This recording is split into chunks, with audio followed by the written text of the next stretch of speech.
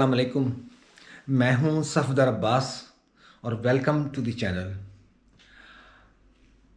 सवात से मरी, मरी से इस्लामाबाद और इस्लामाबाद से मैं पहुंच गया हूं फैसलाबाद।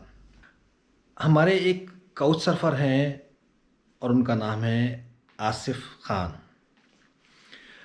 उनकी मेरे पास एक कॉल आई जब मैं मालम जब्बा में था कि मेरी ख्वाहिश है कि आप फैसलाबाद ज़रूर आएँ। वो इतनी मोहब्बत से कह रहे थे कि मुझे अपने प्रोग्राम को थोड़ा सा श्रिंक करना पड़ा और मैंने फैसलाबाद को अपनी आइटिनरी में शामिल कर लिया। फैसलाबाद मैंने इससे पहले कभी विज़िट नहीं किया था। उनके घर पहुँचे, मुझे वो स्टॉप पे वो और उनकी मिसेस लेने के लिए पहुँचे। मरी का मेरा ट्रिप बहुत मुख्तसर सा था। वहाँ पे कोई होटलिंग नहीं की है और खाना पीना ज़ाहिर सी बात है मेरे वो अज़ीज़ दोस्त के घर पे ही था। तो सुबह बस नाश्ता करके मैं रवाना हो गया था। उन्होंने मुझे ड्रॉप कर दिया था बस स्टॉप पे और बस स्टॉप से वही मैंने 180 रुपये का इसका वैन का टिकट लिया है और इस्लामाबाद पहुंच गया हूँ। आसिफ से मैं कमिटमेंट कर चुका था कि मैंने आज रात को पहुंचना है और वहाँ से मैंने सीट ली है बस की। 850 रुपये का मैंने टिकट लिया। फैसलाबाद में मुझे आसिफ ने मुझे रिसीव कर लिया और तो ये तो थी मेरे अखराजात का ब्रेकअप। अब 2 बज चुके हैं, बहुत थक चुका हूँ, लेकिन वो सारी थकन जो है आसिफ के और उनकी मिसेस के साथ गुफ्तगू में दूर हो गई ना। बहुत हम लोगों ने बातें की, उन्होंने अपने एक्सपीरियंस शेयर किए। माशाल्लाह से बहुत होस्टिंग करते हैं ये लोग और इनके पास मुस्तकिल काउच सर्फर्स इनके पास आते ही रहते हैं। तो बड़ा नाम है इनका काउच सर्फिंग की दुनिया में, पाकिस्तान में इनको बड़े एहतराम से देखा जाता है। ये है बेडरूम, तमाम ज़रूरी सामान से लैस है, बहुत नीट एंड क्लीन। और ये है वॉशरूम।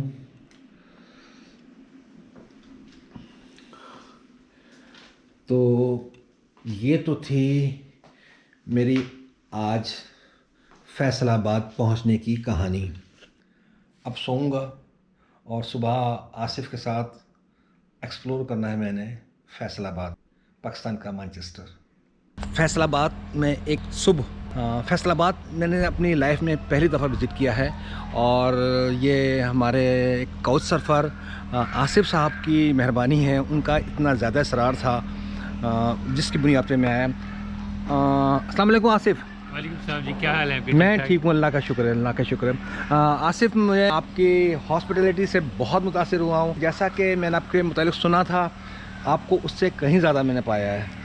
ये तो आपका प्यार मोहब्बत है जी। हमारा क्या, हर बंदे का अपना अपना एक कह ले कि दाना पानी होता है, चीज़ें होती हैं। हाँ। बस हम कोशिश करते हैं कि हम लोगों को अपने करीब लेके आए, इंटरेक्शन उनके साथ बढ़े। हाँ, अब हाँ, आपके साथ देखिए, मेरी कोई सिर्फ जस्ट मतलब एक आध मीटअप बहुत कराची में मुख्तसर सी मीटअप में मुलाकात थी। जी जी जी। लेकिन मैं जब पता लगा कि आप सवात आए हो तो मैंने कहा चलें आप ज़रूर हमारे पास आएँ। हाँ हाँ हाँ। तो हमें भी बहुत ज़्यादा अच्छा लगा। जस्ट लाइक ऐसे ही जैसे हम फैमिली मेम्बर और पता नहीं कितने सालों से एक दूसरे को जानते हैं। मैं हैरान हूँ कि इनकी मेहमानदारी से जो इन्होंने मेहमान नवाजी की है इन्होंने और इनकी मिसेस ने, कतई मुझे एहसास नहीं हो रहा कि मेरी इनसे पहली मुलाकात है और चंद घंटे हुए हैं मुझे यहाँ पे आए हुए और ऐसा लग रहा है कि हम बरसों से एक दूसरे से वाकिफ़ हैं। आसिफ, मैं आपसे एक बात ये पूछना चाहूँगा कि जो आप इतनी माशाल्लाह से इतनी ज़्यादा होस्टिंग कर रहे हैं और कमोबेश पूरी दुनिया से आपके पास लोग आते रहते हैं, तो मिसेस का ताउन आपको हासिल है? देखिए जी, बात यह है कि जब आप होस्टिंग पे जाते हैं तो उसमें आप कह लें कि आप जो ख़तून खाना होती है, जो मिसेस होती है, उसके बगैर आप नहीं होस्टिंग कर सकते। सही। क्योंकि उसकी रजामंदी को मैं तो ये कर सकता हूँ कि मैं पिक करके उनको बाहर आउटिंग में या जस्ट खाना ये इस तरह का थोड़ा बहुत उनको कर सकता हूँ। घर में अगर आप किसी गेस्ट को लेके आ रहे हैं ना, वो भी किसी आउटसाइडर को, वो फॉरेनर है या पाकिस्तानी है, जी जी जी। तो उसके लिए डेफिनेटली मुझे अपनी मिसेस के अलावा हमारे बच्चों को भी कॉन्फिडेंस में लेना पड़ता है। तो मैं अल्हम्दुलिल्लाह अल्लाह का बड़ा शुक्र है कि मेरी मिसेस ने मुझसे ज़्यादा इस चीज़ को ओन करती है, वो इससे ज़्यादा अप्रिशिएट करती है। जब मैं उनको बताता हूँ कि मेरे पास गेस्ट आ रहे हैं तो बहुत ज़्यादा खुश होती है। वो उसके दिमाग में चलना शुरू हो जाता है कि कौन से गेस्ट हैं, कहाँ के हैं अगर वो मतलब जैसे मेरे पास फॉरेनर्स आते हैं वो वेजिटेरियन है तो फिर वो फ़ौरन कहेगी आप ये चीज़ लेके आए, मैं ये पका लेती हूँ, ये कर लेती हूँ, उसी हिसाब से चीज़ें मैनेज करना शुरू कर देती है वो। तो अल्लाह का बड़ा करम है कि मुझे बहुत अच्छी एक फैमिली मिली है, बहुत अच्छी है मेरे मतलब स्पाउस है, बहुत अच्छे मेरे बच्चे हैं, बहुत ज़्यादा हम लोग इस चीज़ को एंजॉय करते हैं बेसिकली। मतलब मैंने तकरीबन ऑलमोस्ट कह लें कि मैंने 100 से ज़्यादा मतलब लोगों को होस्ट किया हुआ है। तो वो डिफरेंट कंट्री से आए, डिफरेंट कल्चर, डिफरेंट चीज़ें जब वो लेके आते हैं तो फिर बच्चे भी उस चीज़ को एंजॉय करते हैं, उनसे डिस्कस करते हैं, वो रहते हैं। ये जी हमारी बहुत प्यारी सी हमारे पेट लवर है हम लोग, तो ये हमारे पास ये हमारी बेबी है, ये इसका नाम है कुकी। अच्छा, ये जो है ये हमारे राइट साइड पे जो ना नहर है, अच्छा, नहर जो है ये कह लें कि पाकिस्तान के 3 शहर ऐसे हैं जिसके शहरों के अंदर से नहर गुजरती है, जिसमें एक लाहौर है और लाहौर के बाद ये फैसलाबाद है, फैसलाबाद के बाद एक शहर है मोंटगोमरी जिसको साहिवाल जिसको कहते हैं, साहिवाल कहते हैं। तो मेरी तवक्कुआत से बढ़कर मैं देख रहा हूँ इस शहर को, ख़ासा साफ़ सुथरा नज़र आ रहा है। सबसे अहम बात यह है कि शहर जिस इलाके से मैं इस वक्त गुज़र रहा हूँ ये ख़ासा ग्रीन इलाका है, एक बहुत ही अच्छा तासुर दे रहा है ये फैसलाबाद। टेक्सटाइल सिटी कहते हैं इसको, मैनचेस्टर ऑफ पाकिस्तान भी कहते हैं। ये रफान मेज़ है जहाँ पे ये कस्टर्ड फूड, कस्टर्ड और जेली और कॉर्न ऑयल बनता है। जी, ये रफान मिल कहते हैं हम इसको। और ये सैगलों के पास होती थी उस वक्त, सैगल एक बहुत मशहूर फैमिली थी। मतलब मैंने अपनी आंखों से देखा हुआ है, जो सैगल फैमिली के जो बच्चे इसके बैक साइड पे उनका वो जो सेसना त्यारा उन्होंने रखा होता था और वो एचिसन में पढ़ते थे। और डेली जो वो त्यारे में बैठ के वो लाहौर में पढ़ने जाते थे और शाम को वो वापस मतलब आते थे। वो इस लेवल के वो मतलब लोग यहाँ पे रह के गए। अब तो खैर उन्होंने अपनी सारी ज़मीन वगैरह बेच दी सारी उन्होंने अपनी। ये वही जो जगह की बिल्डिंग आपको नज़र आ रही है, यहाँ पे होती थी कोहिनूर मिल होती थी सैगलों की। तो ये सारा ये से आगे थोड़ा सा आगे लेफ्ट साइड पे उनके वो एंकर होते थे जहाँ पे वो जहाज़ खड़े होते थे। तो फिर वो उन्होंने सारी ये जगह ये बेच दी और ये सारे जो ना फैसलाबाद की जितनी भी मॉल्स हैं, जो शॉपिंग एरिया है, फूड स्ट्रीट्स हैं, सारा जो ना वो ये इस जगह पे सारे आ गए हुए हैं। ये सारे मॉल्स बने हुए जितनी भी ब्रांड्स कह लें आप, फूड में और क्लोथिंग में जो बड़ी चेन्स हैं वो यहीं पे है। सारी बड़ी चेन्स जो है ना वो इधर है। ये मतलब जहाँ जहाँ आप देख रहे हैं ये सारी कोहिनूर मिल होती थी। अच्छा, ये इतनी बड़ी कोहिनूर मिल होती थी। आसिफ मुझको लेके आए हैं यहाँ पे, एक 18-20 किलोमीटर के फासले पे एक गांव है। मेरे लिए बहुत सब कुछ नया नया सा माहौल है, तो बहुत मज़ा आ रहा है। बहुत तमाम चीज़ें ऑर्गेनिक नज़र आ रही हैं और ये कुछ इस किस्म के मनाजिर हैं। ये गन्ने तोड़ रहे हैं यहाँ पे।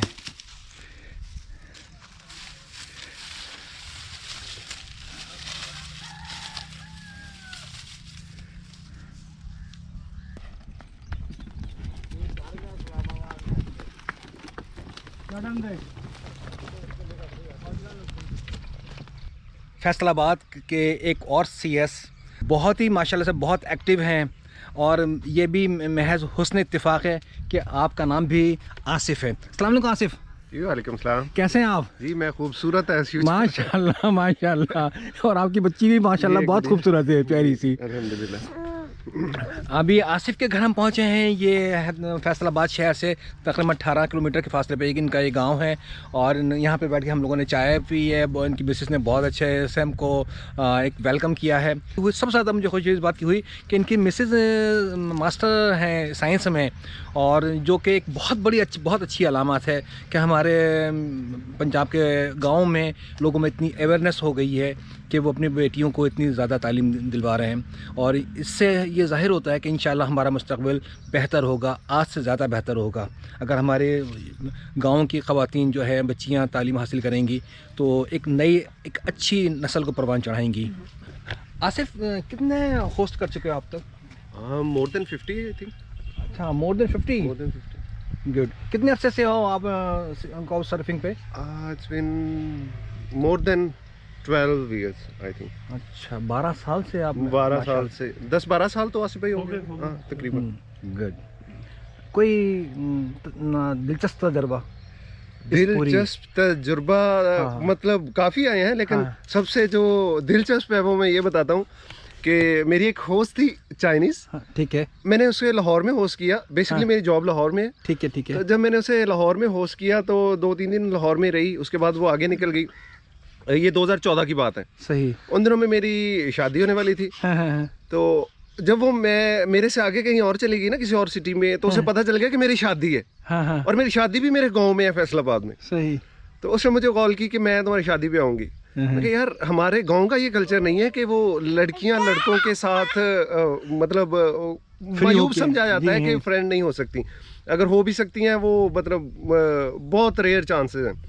तो उसने कहा नहीं जी कुछ भी है मैं तो आऊँगी।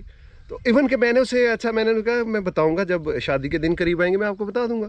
तो मेरा दिल में यही था कि नहीं यार हमारी फैमिली में तो मेरी में कोई इशू नहीं है, बट जाहिर है शादी होनी है, वो एक हमारे नए रिश्तेदार बनने वाले हैं, तो उनको पता चले तो क्या फील करेंगे। हाँ। तो खैर मैंने उसे नहीं बताया। उसको कहीं से पता चल गया कि इन दिनों में शादी है। वो शादी से 15 दिन पहले आ गई। तो आसिफ भाई के पास रही कुछ दिन। तो उसके बाद जब मेरी शादी थी तो मेरे इधर आ गई, घर में आ गई। खैर हमने वेलकम किया सभी मेहमानों की तरह, उसका भी। तो अब गांव की जो रवायात हैं, इसमें जो शादी के फंक्शंस हैं वो सेपरेट होते हैं। सही सही सही। जिस दिन मेरी मेहंदी थी जाहिर है उसमें जो फीमेल्स थी उन्होंने वो अपना एक छोटा सा फंक्शन घर में अलग करना था, और जो मेरे दोस्त थे उन्होंने अलग से करना था। अब हुआ कुछ यूँ, जब मेरे दोस्त मेहंदी का फंक्शन कर रहे हैं, ढोलक बज रही है, ढोल बज रहा है, तो वो उठ के घर से निकली और लड़कों में जाके भंगड़ा डालना शुरू कर दिया। और सारे लड़के खड़े हो गए यार ये क्या आ गई। मेरे ताया जी हैं थोड़े से रिलीजियस भी हैं। हुक्का पीते हैं वो। सही। अच्छा वो ताया जी हुक्का पी रहे हैं, वो गई ताया जी से हुक्का पकड़ा पीना शुरू कर दिया। अब ताया जी कह रहे यार ले जा मेरा हुक्का क्लियर कर देता। और इसी तरह फिर गाँव का ये कल्चर है कि किसी के घर में भी मतलब कोई भी स्पेशली फीमेल्स, उनको नॉक करने की जरूरत नहीं होती, किसी भी घर में जा सकती हैं। सही। अब हमारे पड़ोस में एक घर है, घर में कोई नहीं था, बच्चे थे, वो चाइनीज ऑब्वियसली बच्चों के लिए एक नई चीज थी। वो गाँव के बच्चे उनके घर में चले गए, बच्चों ने चीखे मारना शुरू कर दी, हमारे घर में कौन आ गया, चुड़ैल आ गई, ये जिन आ गए। तो ये बड़ा एक इंटरेस्टिंग वाकया था। उसके बाद एक और वाकया, एक मैंने होस्ट किया, श्रीलंकन था, वो मुस्लिम था आजाद, उसको मैंने 1.5 साल तक होस्ट किया। 1.5 साल तक? 1.5 साल तक। तो उसके कुछ फाइनेंशियल इश्यूज थे, उस वजह से भी कुछ उसके वो वीज़ा एक्सटेंशन थे। लेकिन वो फिर मैंने डरते डरते किया, लेकिन मैंने उसको 1.5 साल तक अपने घर में इसी गांव में उसको होस्ट किया।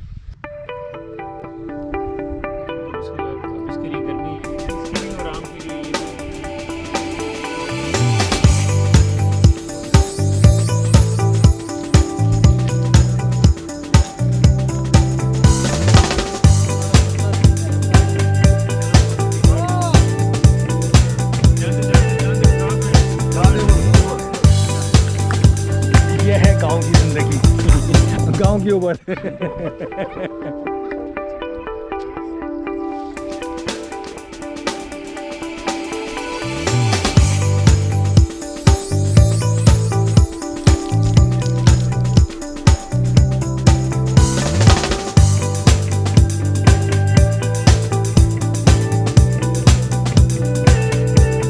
आसिफ आपसे मिलकर बहुत खुशी हुई, और मैं really I am very very thankful to you. और इंशाल्लाह ज़िंदगी बखैर मैं उम्मीद करता हूँ कि आप कराची आएंगे तो मेरे पास ज़रूर तशरीफ़ लाएंगे। ज़रूर। और मुझे शर्फ़ मेज़बानी बख्शेंगे इंशाल्लाह। ज़रूर। अस्सलाम वालेकुम। बट अभी दिल तो नहीं चाह रहा कि आपको इजाज़त दें। 1890 में ये फैसलाबाद में सर जेम्स लॉयल थे जी। तो उनके साथ एक इंजीनियर था, यंग इंजीनियर था, उसका नाम नहीं मुझे एग्जैक्ट अभी याद आ रहा। तो वो आए थे इस एरिया में एक्सप्लोर करने के लिए। तो वो उन्होंने देखा कि यहाँ पे ये तो बहुत फर्टाइल किस्म का एरिया लग रहा है, यहाँ का पानी भी बहुत अच्छा लग रहा है, यहाँ पे खेत भी बहुत अच्छे हैं, चीज़ें बहुत अच्छी चल रही हैं। तो उन्होंने सोचा कि यहाँ पे एक शहर बसाना चाहिए। अच्छा। तो उन्होंने फिर वो जहाँ पे घंटा घर बना हुआ है वहाँ से उन्होंने फिर ये इसको किया। और ये 1896 में या इस दौरान में जो है ना वो ये शहर की बुनियाद उन्होंने डाली। 170 एकड़ उन्होंने उस वक्त ज़मीन लेके तो शहर को उन्होंने बसाया था। जेम्स लॉयल नाम था, जेम्स वी लॉयल जी। जिसने ये फैसलाबाद की जो मतलब बुनियाद रखी, उन्हीं के नाम पे लायलपुर बना। हाँ जी। लेकिन उसका नाम अभी तक डिसाइड नहीं हो पा रहा था, चीज़ों का नाम क्या चलना चाहिए। तो 1903 में उन्होंने वो यंग इंजीनियर के साथ मिलकर उन्होंने डिज़ाइन किया। ये मिस्र का, ये पता नहीं किस मुल्क का शहर है, खर्तूम सूडान का। तो उसके अंदर ये सेम इसी तरह जो ना वो डिज़ाइन किया हुआ है ये घंटाघर, उसको इन्होंने कॉपी किया। तो सर जेम्स लॉयल था, उसने अपने डिज़ाइनर को कहा कि इस तरह की चीज़ को यहाँ पे छोड़ जाओ कि जो मतलब ऐसी हो कि पूरी ज़िंदगी वो चीज़ को मतलब मिटा ना सके वो। तो फिर वो जो यंग इंजीनियर था उसने कहा कि ऐसा करते हैं कि जो हमारा इंग्लैंड का जो झंडा है उसको हम कॉपी करते हैं। तो उस वक्त फिर उन्होंने उसको कॉपी किया और वो उन्होंने उस वक्त जो डिज़ाइन किया तो वो सेम 8 बाज़ार और दरमियान में उन्होंने घंटाघर डिज़ाइन किया। फैसलाबाद का जो कह लें कि जिस वक्त फैसलाबाद की बुनियाद रखी गई तो ये 2 चीज़ें सबसे पहले जो डिज़ाइन की गई थी। ये राइट साइड पे हमारे गुमटी है, ये उस वक्त गुमटी कहते हैं जी। 1897 में बनी थी।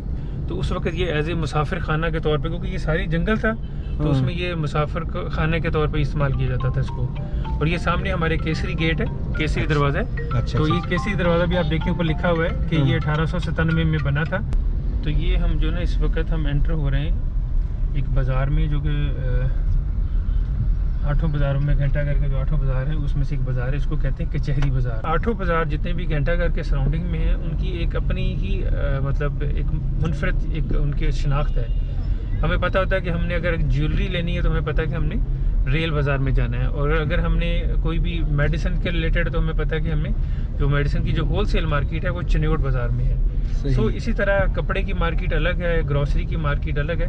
8 बाज़ार में डिफरेंट टाइप के जो है ना वो बिजनेस जो है ना वो चल रहे होते हैं। मैं आपको थोड़ा सा घंटाघर आ गया, अब आप देखेंगे तो ये 1903 में इसकी जो है ना वो इसकी बुनियाद रखी थी, बनाना शुरू किया था। 1905 में ये बन के इसकी इनॉग्रेशन हो गई थी। ये लेफ्ट साइड पे आता है रेल बाज़ार लिखा हुआ है।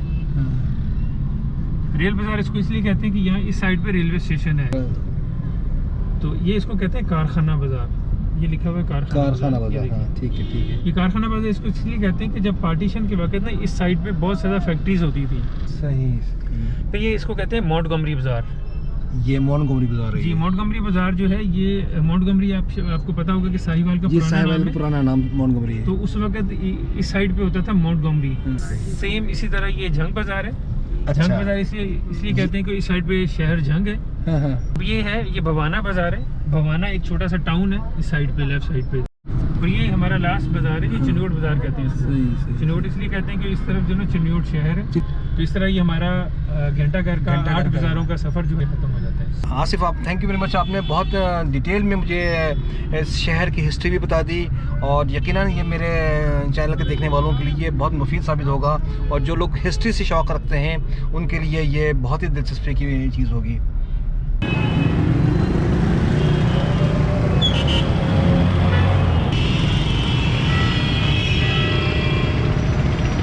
यह है फैसलाबाद का सबसे मारूफ घंटाघर चौक। बेइंतहा शोर है और कान पड़ी आवाज़ नहीं सुनाई दे रही।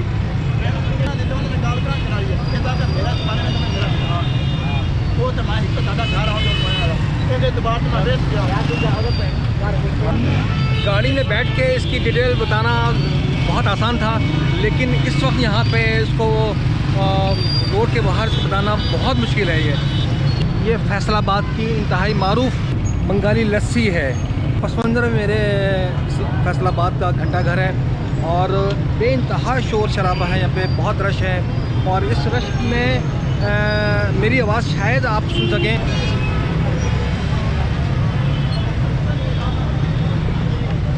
कहा जाता है कि कोई फैसलाबाद आए और यहाँ पे ये बंगाली लस्सी ना पिए तो ये मुमकिन नहीं है, और अगर उसने बंगाली लस्सी नहीं पी तो उसने बहुत कुछ मिस कर दिया फैसलाबाद में।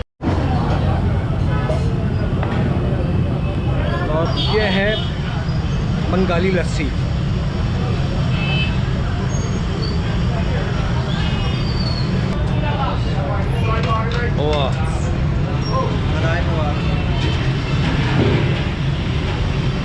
आपका नाम? तनवीर हुसैन। तनवीर हुसैन साहब। तनवीर साहब, ये कब से है आपकी लस्सी? ये शॉप जो है ये पार्टीशन से पहले की है। प्री पार्टीशन है ये? पार्टीशन से पहले। अच्छा, आपके वाले साहब ने दादा ने आपने। अच्छा। तो आपकी इस लस्सी की खास बात क्या है जो लोग इतनी तरह दूर दूर से आपके पास आते हैं? कोशिश करते हैं कि कोशिश अच्छा करते हैं दूध कि मिले, या अच्छा दूध मिलेगा ना। हाँ हाँ हाँ। तो दूसरे हमारे जो बर्तन है ना जिसमें लस्सी बनाते हैं हाँ, वो हाँ। तांबे के हैं। अच्छा अच्छा हाँ, ये अच्छा। हमारी पुरानी हिस्ट्री चलती आ रही है। तांबे के बर्तन में लस्सी बनाई जाती है। जिसमें लस्सी बनेगी वो तांबे के हैं। अच्छा अच्छा अच्छा अच्छा अच्छा। तो यानी कि ये 70 साल के तकरीबन इसकी तो मतलब 100 साल हो गई होगी। 100 साल से अच्छा अच्छा अच्छा। ये तमिल साहब, ये लस्सी की कीमत क्या है? ये 90 की है, 90 रुपीज़ की है। आधा तो- किलो से ज़्यादा होती है। अच्छा, कल शाम 7 बजे फैसलाबाद से मैंने बजरिया सर सैयद एक्सप्रेस कराची के लिए सफ़र शुरू किया है और इस समय पहुंचा हूँ रोहड़ी स्टेशन पे। मैं आपको अखराजात के बारे में कुछ ज़्यादा बता नहीं सका, इसलिए कि मैंने बहुत कुछ अखराजात किए नहीं हैं। मैं मेरे काउच सर्फर्स दोस्त जो हैं, मेहरबान हैं, उन लोगों ने मुझे कुछ नहीं करने दिया। काउच सर्फर आसिफ से मेरी जो मुलाकात हुई, उनका बहुत मशकूर हूँ, उन्होंने बहुत मोहब्बत दी मुझे। 1 मार्च को कराची से शुरू होने वाला सफ़र आज 7 मार्च को अपने अख्ताम को पहुँच रहा है। गो कि ये बहुत मुख्तसर सा सफ़र था, लेकिन इसकी यादें बहुत खुशगवार हैं और एक अरसे तक याद रहेंगी। मैं इस वक्त फैसलाबाद से कराची सफ़र कर रहा हूँ। सर सैयद एक्सप्रेस से बिज़नेस क्लास में है और इसका किराया है 4500 रुपये। ये सफ़र इख्तिताम को पहुँच रहा है। It is signing off. अल्लाह हाफ़िज़।